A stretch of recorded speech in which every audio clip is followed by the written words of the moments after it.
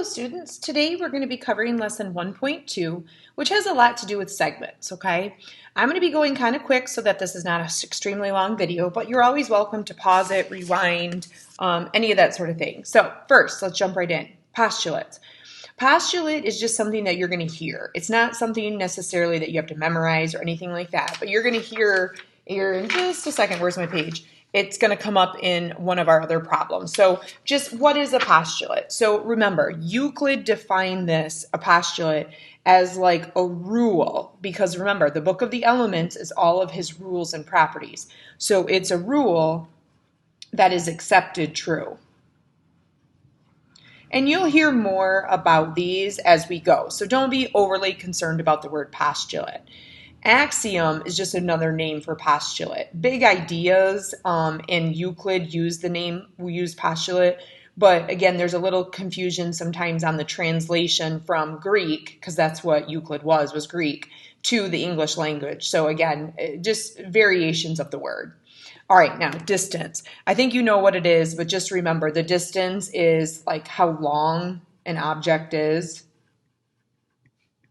And just always remember that it has to be positive, okay? So let's just jump down to like numbers 1 and 2. Notice we tried to find a picture that had a ruler. Even before we went online with COVID, I didn't want to like pass out rulers to everybody. But if you look at this, it looks, I don't know, it's kind of almost between like 7 and maybe 8. So I'm just going to call it, I don't know, 8. So we'll call it 8/10. So this would be what, 5 4/5 of a centimeter. I'm not going to mark you down if you say 7/10 versus 8. I mean, again, I don't think 1 millimeter is going to make a big difference. So same thing goes over here. If you look at number 2, how long is this segment? I don't know, let's just call it 3.5 to make it easy. So hopefully you know how to read a ruler, okay? All right. One new word for you here, and this one is going to come up quite a bit, so notice I'm highlighting it, is the word congruent. Congruent is an equal sign with the squiggle above it.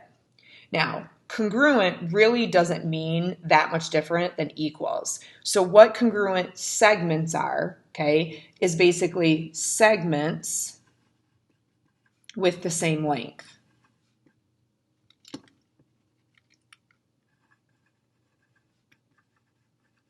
Which, you know, the most common question then is like, how is that different from equals to congruence? Like, what's the difference between the two? And truly, equals is supposed to be more algebraic. So for instance, like if you said x is equal to 5, or you said 2 times 7 is equal to 14, those are more algebraic. Where congruent, you might say something like AB is equal to 10, maybe centimeters or whatever, or well, here, we'll do 10 inches. And XY is equal to 10 inches. So then you could make a conclusion that these two are equal to each other.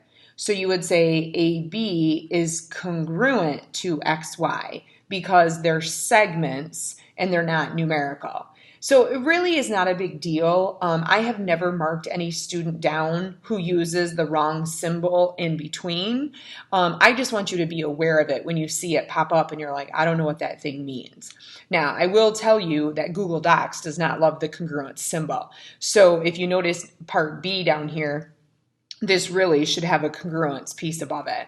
So just, again, it's a really, really minor detail. But if you look at number 3, they ultimately want you to determine, is this segment the same length as this segment? So the work is really your explanation here.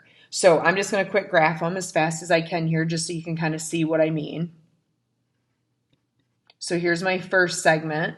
And if I count, then this is just 5. That's how long it is. And then if I graph the second segment, if I count, that's also 5.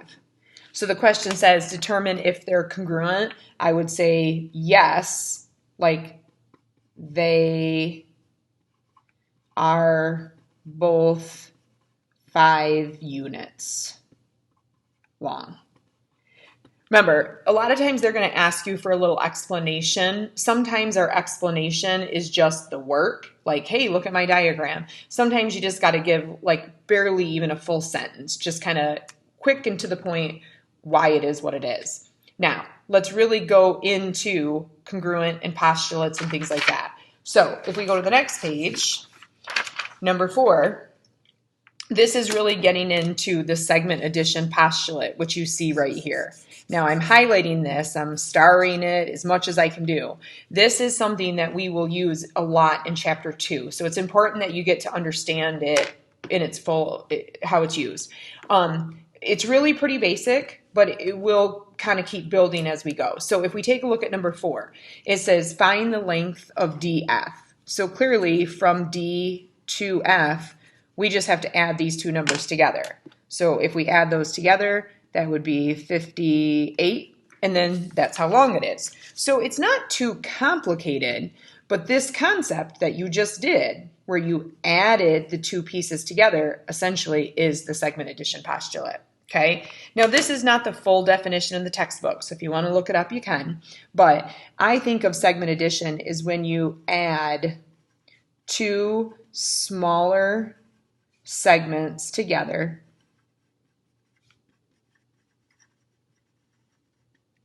and that the result is a larger segment.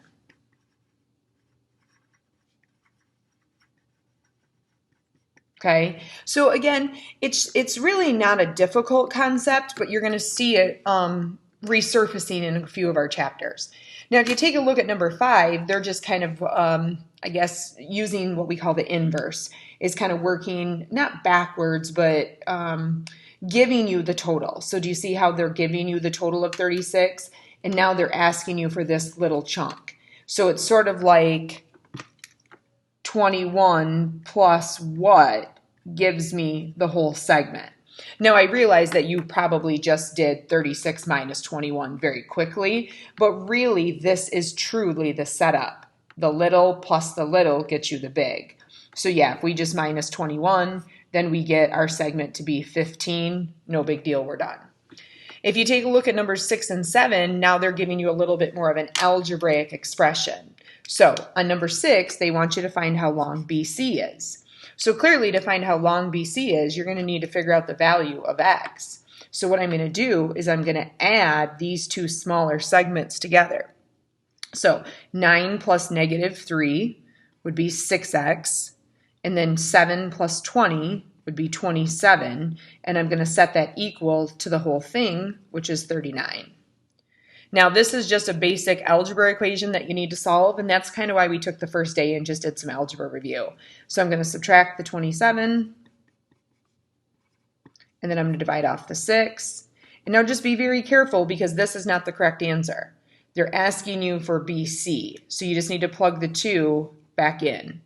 So negative 3 times 2 plus 20, so that would be 14. And now I'm done, okay? So why don't you pause the video here and try number 7. Okay, hopefully you tried it. I got the answer to be 27. So if I quickly show you here, notice, first of all, they're asking you for the whole thing this time. They're asking you for N to O, so they want the whole thing. Notice the little pieces are on the top here instead of on the bottom.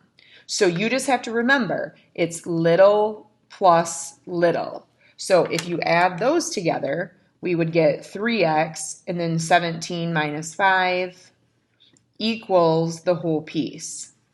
Okay, so I'm just, again, making an equation, and now I do have variables on both sides. And so since nobody's here with me, I'm going to subtract the 3x because I like my variables positive. So this is going to be a 2x, and I'm going to go ahead and move the 2 over here at the same time, and I'm going to divide, and I get x to be 5. But remember, that is not what they're asking me. I plug the 5 back in, and so I get 25 plus 2, and that's how I got my final. Okay, so this is segment addition. Again, we use it quite a bit, so hopefully you'll get comfortable with that. Number 8 is also segment addition. It's just now it's giving you a story problem. So it's really just application. There's not really much difference. So if you want to pause the video here and quick read it, I'm not going to read it aloud to you, so go ahead and do that. Okay, so I did bookstore, movie theater, which are 6 kilometers apart. And then it says the florist is located between them on the same street. And then it says the florist is 2.5 kilometers from the theater. So this is 2.5. And they want to know how far is it from the florist to the bookstore, kind of going backwards, but that's no big deal. So then you just got to do 6 minus 2.5. I mean, essentially, this is practically the exact same question as you did on number 5, only they just didn't give you the picture, okay? So hopefully that makes sense. If you look, excuse me, on the back, there's 2 more. I would really, really love it here if you would actually try these on your own because they're a little bit more challenging. Okay, so pause the video here, give them both a try and see how you do. All right, hopefully you tried them. Number 9 comes out to be 21 feet, and number 10 comes out to be 30.5, and it doesn't really give us units, so I'll just say 30.5. Okay, if you got those right, feel free to end the video here and get started on your assignment through the Big Ideas book. If you did not get those right, I will quickly go through it with you. On number 9, we have this 36-foot long ribbon, and it says it's cut into 3 pieces. So I'm going to put 1 cut, 2 cuts. So there's 1, 2, 3 pieces. The first ribbon is half as long as the second. Well, let's call the second X, and the first would be half of whatever this number is. Then the third piece is 1 longer than twice the length of the second. So then this would be 2X. So see how I just kind of went through and I took the words and I translated them into an expression. Now this is segment addition only with 3 parts. So I have to add all 3 of these together. So just so I don't have to do as much writing, I'm going to go ahead and quick add half. 1 would be 1.5 plus 2. So that would be 3.5x. And then there's only this one constant. And that equals 36. So I would subtract the 1. And then I would definitely grab my calculator because I don't really feel like doing that in my head. So 35 divided by 3.5. And then that would be your answer. Oh, we just got to be careful because that's X. What does it say? What is the longest piece of the ribbon? Well, clearly if this is 10, this would be half. So this must be the longest piece. So if we plug that in there, 2 times 10 would be 20 plus 1. So this would be the 21. Okay? All right, number 10. It says, a vocabulary word coming back up from the first lesson. So collinear just means they're on the same line. Now, these may not be spaced out right, but I really don't care because I just need a diagram. So I got A, B, C, D, E. They're all collinear. And then I've got this to be 38. BD is 15.